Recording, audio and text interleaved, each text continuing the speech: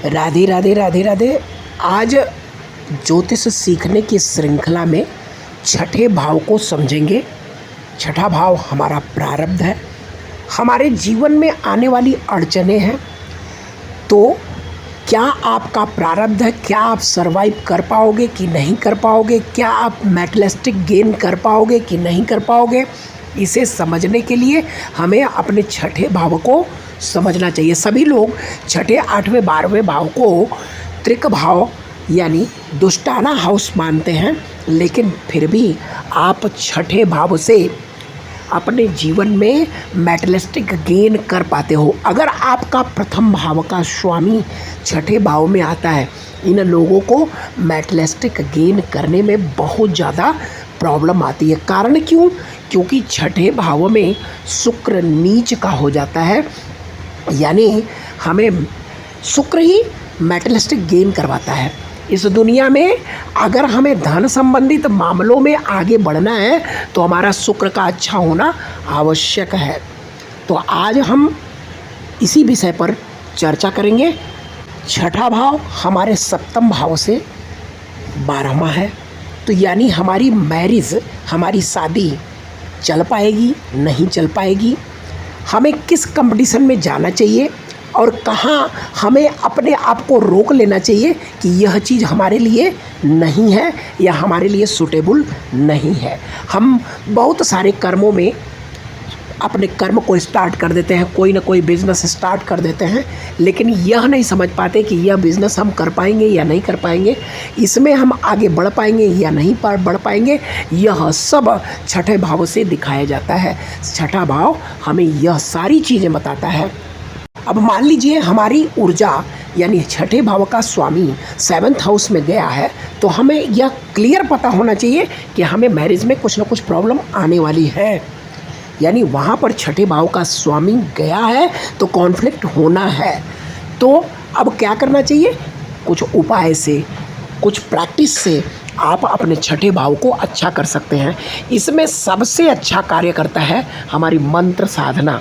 यानी अगर हम मंत्र साधना करते हैं, क्योंकि छठा भाव रसातल है, वहाँ पर ऊर्जा किसकी है? ऊर्जा भगवान शिव की है। यानी शिव के नंदी स्वरूप यानी भगवान नंदी यहाँ के रक्षक हैं। तो हमें क्या करना चाहिए? यहाँ पर अनबोलता यानी जो न बोलने वाले जानवर हैं वह सब छठे भाव से देखे जाते हैं। तो हमें जो जानवर न ही बोलते हैं यानी मुख से कोई शब्द अपने खाने के लिए नहीं बोलते, उन सभी जानवरों की सेवा करनी चाहिए। चौपाया जानवर, 4 पैरों वाले जानवर, उन सब की सेवा करें। साथ में मंत्र साधना रुद्राक्ष की माला पर अवश्य करनी चाहिए। अगर आप रुद्राक्ष की माला पर मंत्र साधना करते हैं तो आप अपने प्रैक्टिस से छठे भाव की ऊर्जा यानी लड़ने की शक्ति को आप इतना ज़्यादा मजबूत कर देंगे कि जिस भी कंपटीशन में आप बैठेंगे वो उस कंपटीशन को आपको निकालना ही है। तो छठा भाव हमें चैलेंजेस देता है। चैलेंज दे करके वह हमारे जीवन में अच्छा परफॉर्म करता है। तो हमें यह समझना है कि चैलेंज हमें कहाँ मिलेगा और उस चैलेंज को निभाते हुए हम अपने जीवन में कितना अच्छा कर सकते हैं, यह हमारा लग्न निर्धारित करता है। छठे भाव में शुक्र अच्छी तरह से परफॉर्म नहीं कर पाते, और शुक्र को समझो कि मैटेरियलिस्टिक चीज़ें, तो जिस दुनिया में हो बिना मैटेरियलिस्टिक चीज़ों के आप रह नहीं सकते हो। तो छठे भाव में शुक्र का मरण कारक स्थान माना गया है, और यहीं पर देखा जाता है फ्री विल और डेस्टिनी जो हमें निर्धारित कर दी गई है, और फ्री विल हम अपनी फ्री विल से क्या कर सकते हैं। जैसे मान लीजिए आपका छठे भाव का स्वामी दूसरे भाव में है, तो यह दर्शा रहा है कि आपको फैमिली के मामले में कुछ न कुछ कॉन्फ्लिक्ट होगा। वहाँ पर आपकी फ्री विल चलने वाली नहीं है। आप अपनी सोच से कुछ अच्छा करने की कोशिश करेंगे, फैमिली आपकी सपोर्ट नहीं करेगी। यानी धन से आपको सपोर्ट नहीं मिलने वाला है, फैमिली से आपको सपोर्ट नहीं मिलने वाला है। अब इस चीज़ को आप जान गए हैं, तो अब करना क्या है, आप अपनी फ्री विल का ऐसा इस्तेमाल करो कि जहाँ पर आपको इनसे किसी भी प्रकार का कोई विरोध न उत्पन्न हो। तब यह चीज़ समझें कि छठे भाव का स्वामी जहाँ भी जाएगा वहाँ पर आपकी टेस्टिंग होनी ही है, बार बार टेस्ट होगा वहाँ पर। तो और छठे भाव से छठा कालपुरुष कुंडली के अनुसार वहाँ पर आपको कुंभ राशि आती है, और कुंभ राशि के मालिक होते हैं राहु और शनि दोनों। तो इसका मतलब छठे भाव पर शनि और राहु का कुछ न कुछ इम्पैक्ट है, और ये ग्रह जहाँ जाएंगे वहाँ कॉन्फ्लिक्ट होना है, कुछ न कुछ प्रॉब्लम है। इस चीज़ को समझें। फ्री विल, डेस्टिनी और आपका कर्मा शनि से डिनोट होता है, यानी ओवरऑल सभी कर्म शनि ग्रह से देखे जाते हैं। पंचम भाव को पूर्व पुण्य और छठे भाव को प्रारब्ध बोला जाता है। इसका मतलब प्रारब्ध आपको भोगना ही पड़ेगा। जिस भी भाव में जा रहा है वहाँ आपको भोगना है, इस चीज़ को निश्चित समझें। और छठे भाव का स्वामी लग्न से या लग्न का स्वामी छठे भाव से अगर संबंध बनाता है तो इन लोगों को भगवान शिव की पूजा में विशेष मन करता है। तो इसीलिए इससे पहले हमने बताया कि आप अपनी मंत्र साधना से भगवान शिव यानी रुद्राक्ष की माला पर अगर मंत्र साधना करते हैं, मंत्र की माला करते हैं, किसी भी मंत्र की, आप राम नाम की मंत्र की माला कर दें, कोई दिक्कत नहीं। आप अगर मंत्र की साधना माला पर करते हैं तो निश्चित आपको इतना बल प्राप्त होगा कि छठे भाव की नेगेटिव एनर्जी को आप अपने पास से हटा सकते हैं और जीवन में उत्थान की तरफ जा सकते हैं। अब हम छठे भाव के स्वामी को प्रथम भाव में देखते हैं। तो प्रथम भाव क्या है? प्रथम भाव अप्रोच है, यानी दुनिया में हम क्यों आए हैं, हमारी फ्री विल है, हम दुनिया को देने के आए हैं। और वहाँ पर छठा भाव का स्वामी आकर के उपस्थित है तो प्रारब्ध आपका पीछा कर रहा है, यानी आप चाह कर के भी उस कार्य को नहीं कर पाएंगे जो आपकी फ्री विल है। होता क्या है, यह व्यक्ति अपने मन से, अपनी फ्री विल से कुछ करना चाहता है, पर प्रारब्ध इसे कुछ और परोस देता है। जीवन में अनेकों बार, चाहे वह शादी से रिलेटेड हो, चाहे वह पढ़ाई से रिलेटेड हो, चाहे वह कर्म से रिलेटेड हो, हर जगह यह जब अपने मन की करना चाहता है तो इसका प्रारब्ध यानी इसकी डेस्टिनी इसको ऐसी चीज़ें परोस देती है जो इसे अच्छा नहीं लगता। यानी कोई भी कर्म स्टार्ट करेगा उसमें या तो यह हार कर उस कर्म को छोड़ दे, या उस कर्म को करने के लिए बहुत ज़्यादा हार्डशिप यानी बहुत ज़्यादा मेहनत करनी पड़ती है। जिनका प्रथम भाव का संबंध छठे भाव से होता है, तो होता क्या है, इन लोगों को एंजाइटी बहुत ज़्यादा होती है, यानी ये लोग अपने ही उधेड़ बुन में लगे ही रहते हैं और बहुत ज़्यादा सोचते हैं। होता क्या है, शुक्र की ऊर्जा को अगर 6 हाउस का संबंध लग्न से बनता है तो ऐसे लोगों के पास या तो ड्रेसिंग सेंस नहीं रहती, या ड्रेसिंग सेंस से ये लोग हटते हैं क्योंकि शुक्र की ऊर्जा इनके पास कम होती है। अगर बृहस्पति का संबंध शुक्र से है या शुक्र खुद रेट्रो है तो ऐसे लोगों के पास यह सेंस नहीं रहता कि कैसे हम अपने आप को प्रस्तुत कर पाएँ। तो इन लोगों को चाहिए कि अपने जो क्षेत्र है, जहाँ ये पैदा हुए हैं, उस क्षेत्र से अगर ये लोग बाहर निकल के आते हैं तो यह अपने आप को एस्टैब्लिश्ड कर पाते हैं। अब हम छठे भाव का संबंध द्वितीय भाव से होता है तो उसका करेक्ट पॉइंट आपको हम बताते हैं।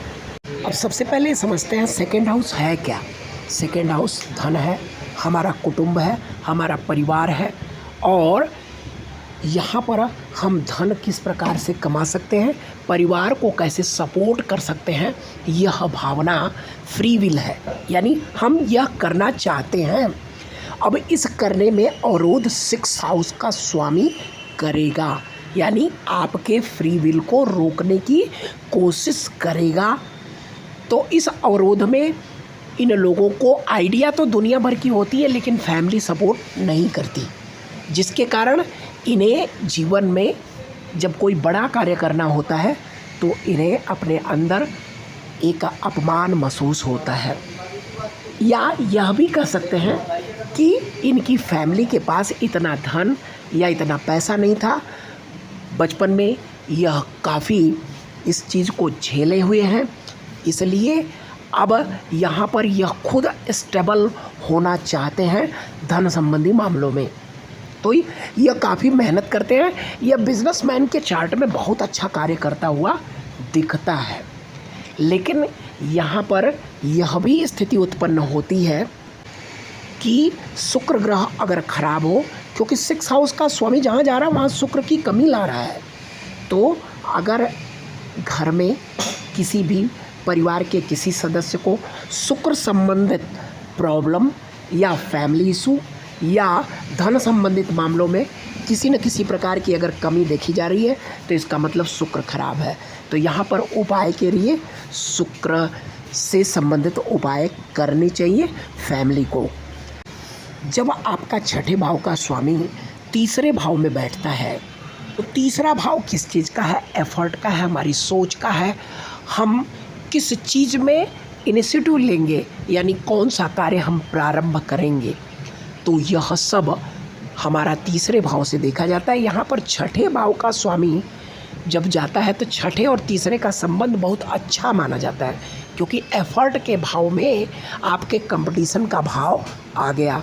तो आपके अंदर यह क्षमता रहती है कंपटीशन देने की, यानी इनिशिएटिव लेने की। बिजनेस वालों के लिए यह सबसे बेस्ट जगह मानी जाती है।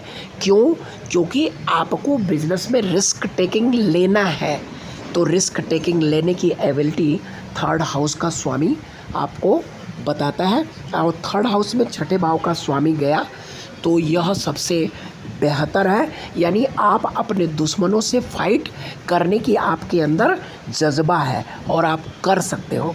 यहाँ पर तीसरा भाव भाइयों का भी है, तो आपके भाई के अंदर भी यह गुण है कि वह दूसरों से लड़ सकता है, दूसरों से आगे बढ़ सकता है। लेकिन यहाँ पर जहाँ पर भी छठे भाव का स्वामी जाता है वहाँ शुक्र की स्थिति खराब होती है, लेकिन शनि और राहु की स्थिति यहाँ पर बेहतर मानी जाती है।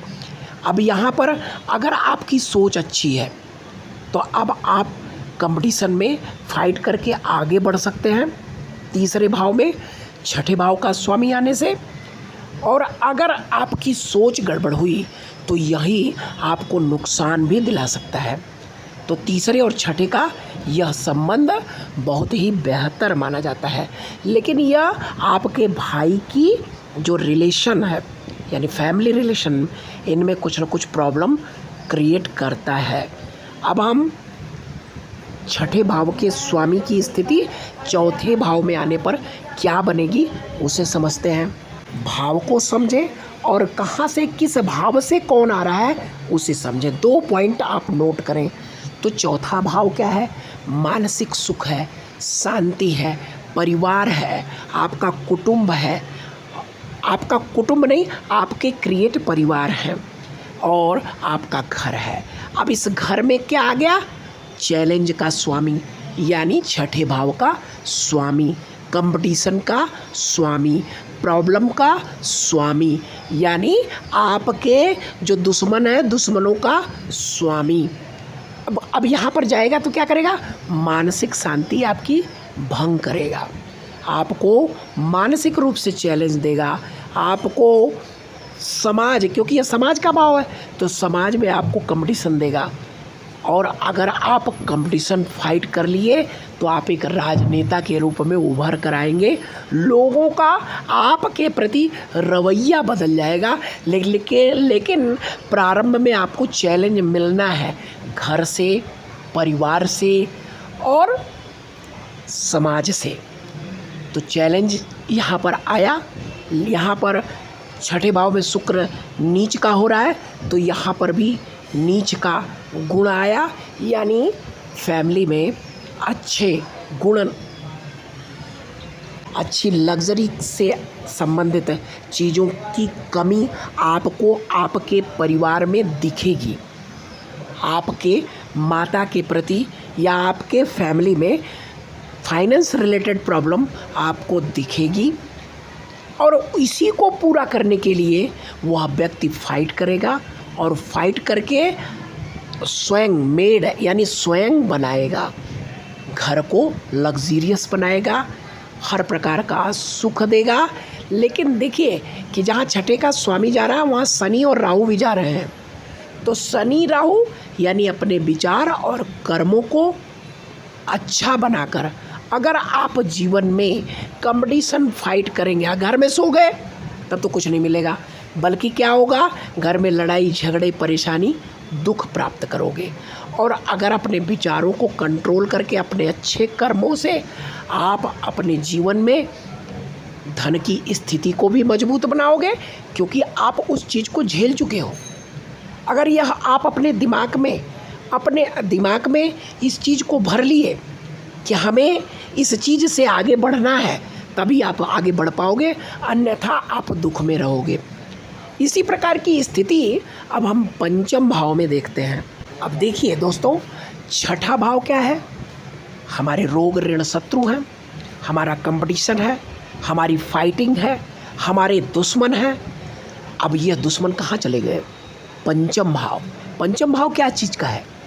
पंचम भाव हमारी पढ़ाई है, हमारी क्रिएटिविटी है, हमारे बच्चे हैं और हमारा पूर्व पुण्य है। यानी प्रारब्ध का संबंध पूर्व पुण्य से हो गया, यानी कुछ न कुछ कठिनाई हमने पूर्व जन्म में अपने पुण्य क्षेत्र में किया है। तो अब बच्चों से रिलेटेड आपको प्रॉब्लम दिखेगी। आपकी क्रिएटिविटी, आपकी पढ़ाई बीच में हो सकता है रुक जाए। क्यों? हमारी इच्छा, हमारी फिर भी क्या है, जो भाव वहाँ पर जो राशियाँ लिखी हैं, उस राशियों से, उस भाव से संबंधित हमारे दिमाग में फ्री विल है कि मुझे इस भाव से संबंधित ये कर्म करने हैं। लेकिन प्रारब्ध आया है तो क्या कह रहा है, हम जो आपकी सोच है उस सोच को करने नहीं देंगे, यानी हम उसमें रुकावट उत्पन्न करेंगे।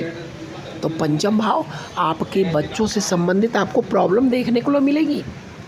लेकिन अगर आप हिम्मत नहीं हारेंगे, क्योंकि ये कंपटीशन का भाव है ना, तो कह रहा है हिम्मत मत हारिए।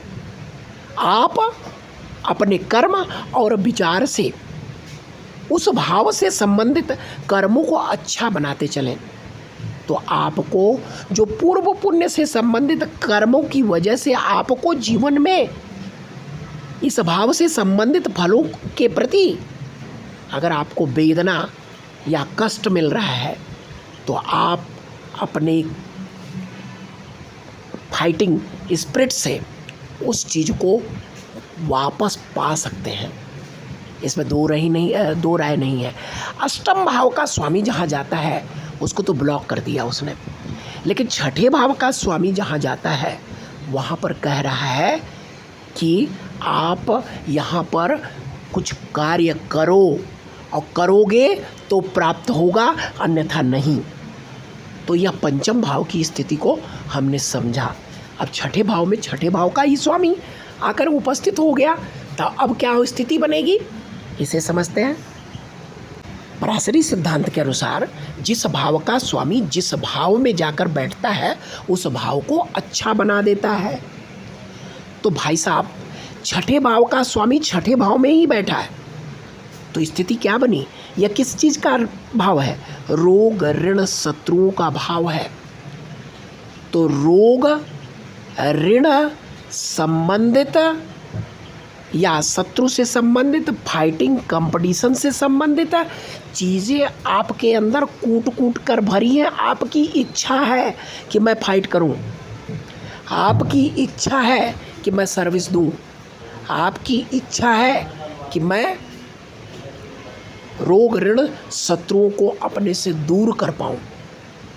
तो उस इच्छा को भाई कोई यह नहीं चाहेगा कि मुझे रोग हो जाए, कोई यह नहीं चाहेगा मेरे ऊपर ऋण हो जाए, कोई यह नहीं चाहता मेरे से कोई लड़ाई कर ले, और चाहता यह है कि लड़ाई हो जाए या रोग हो जाए या किसी भी प्रकार का कंपटीशन हो जाए तो मैं उससे लड़कर बाहर आ जाऊं। तो यहाँ पर फ्री विल तो आपकी यह है, और डेस्टिनी भी कहती है कि मैं वही कार्य करवाऊँगा, यानी प्रारब्ध भी यही चाहता है कि आपको किसी भी प्रकार का रोग ना हो, किसी भी प्रकार का ऋण ना हो, किसी भी प्रकार का कोई शत्रु ना हो, और इसमें आपकी पूर्ण रूप से हेल्प करता है छठे भाव का स्वामी। यहाँ पर बैठने पर ग्रह अपने आप ही अच्छा हो जाते हैं, उस भाव का स्वामी वहीं पर उपस्थित है। लेकिन अब यहाँ भी शनि राहु और शुक्र का नीच होना यहाँ भी दिखाता है। तो आपको धन संबंधित मामलों के लिए फाइट तो करनी पड़ेगी। साथ में अगर आपके कर्म और विचार अच्छे हैं तो आप जीवन में तरक्की ही करोगे। राधे राधे। अब हम सप्तम भाव पर देखते हैं। सातवां भाव आप सबको पता है, सातवां भाव रिश्तों का है, सातवां भाव व्यापार का है, सातवां भाव आपके पार्टनर का है, सातवां भाव से आपको पद प्रतिष्ठा भी प्राप्त होती है। तो अब सातवां भाव की इच्छा क्या है? हर भाव अपनी इच्छा लेकर आ रहा है। आपकी फ्री विल की इच्छा है कि मुझे मान सम्मान प्राप्त हो, मेरा पार्टनर अच्छा हो, मेरा व्यापार करूं तो सबसे उत्तम हो, मेरे साथ जो जुड़े वह सब अच्छे हों। तो देखिए, जीवन में हर चीज़ें सबको सुलभ प्राप्त नहीं होती। व्यापार कर रहे हो कुछ न कुछ कठिनाई होगी, रिश्ते हैं तो कुछ न कुछ प्रॉब्लम रहेगी, लेकिन अधिक प्रॉब्लम ना हो यह सबकी इच्छा रहती है। अब यहाँ पर छठे भाव यानी प्रारब्ध कहता है चलने नहीं दूंगा, तेरी नहीं चलने दूंगा, यानी तेरी इच्छा है अच्छा प्राप्त करना, लेकिन मैं चलने नहीं दूंगा, मैं उसमें कुछ न कुछ कठिनाई उत्पन्न करूंगा। तो आपको जब पता है कि मेरे जीवन में ये कठिनाई आने वाली है, तो हम अगर अपने आप को मजबूत बनाएं, अपने मानसिक स्थिति को अपने मन में, अपने दिमाग में इस चीज़ को अवश्य डालें कि मेरे जीवन में इस क्षेत्र में मुझे प्रॉब्लम आने वाली है, तो हम अपने आप को पहले से ही तैयार रखें। और अगर हम तैयार रखे हैं कि भाई आज बारिश आने वाली है, पानी बरसेगा, मैं अपने पास छाता पहले से ही रखा हूँ, या मैं वो सा प्लान नहीं किया कि मुझे आज कहीं जाना है और मैंने प्लान को पहले से ही रोक रखा है कि इस दिन मुझे नहीं जाना है, प्री प्लान्ड हो, तो आपको प्रॉब्लम उतनी ज़्यादा नहीं होगी, यानी आप अपनी प्रॉब्लम से निजात अवश्य पा सकते हो। तो सप्तम भाव को आपने जान लिया कि ऐसी प्रॉब्लम है, तो हमें करना क्या चाहिए कि हमें अपने आप को मजबूत बनाकर अपने रिलेशन में फिर जाना चाहिए। तो हमें जो आने वाली प्रॉब्लम है वह उस प्रकार से नहीं दिखेगी।